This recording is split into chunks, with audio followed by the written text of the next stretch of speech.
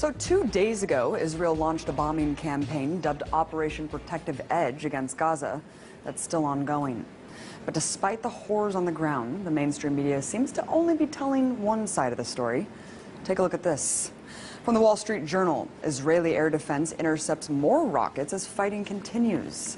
And the LA Times goes on to declare that Palestinian rockets reach farther into Israel. And lastly, the New York Times makes it seem like there's an equal playing field by stating Israel and Hamas simply exchange fire. Well, I guess I really can't expect more from a media apparatus that essentially works as stenographers for the U.S. government. Let's take a listen to what the issue is being framed by the White House. We strongly condemn the continuing rocket fire into Israel and the deliberate targeting of civilians by terrorist organizations in Gaza. No country can accept rocket fire aimed at civilians, and we support Israel's right to defend itself against these vicious attacks. At the same time, we appreciate the call that Prime Minister Netanyahu himself has made publicly to act responsibly. Wait, what? Acting responsibly?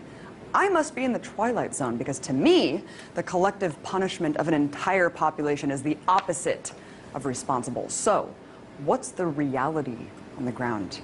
Well, just in the last 24 hours, Israeli forces have conducted airstrikes that have struck 160 sites in Gaza, according to the IDF. In total, 550 sites have been bombed. And considering the fact that Gaza is one of the most densely populated places on Earth, with over 1 million inhabitants, any aerial strike conducted in the region almost certainly means civilian deaths. In fact, at the time of this broadcast, the strikes have killed at least 53 Palestinians, including 8 children and an 80-year-old woman. According to the Palestinian Minister of Public Works and Housing, at least 50 homes have been destroyed so far and 1,700 damaged. So when the IDF talks about hitting, quote, Hamas targets, remember that Hamas is the democratically elected leadership of Gaza, which could mean any government building or social services for Palestinians. So while the U.S. government can go on and on about Israel's right to defend itself, take heed of the increasing death toll in Gaza and the fact that no Israelis have yet died as a result of Hamas rockets. Look, I denounce deadly force on both sides. But it's important to not frame this as a cycle of violence that's equal.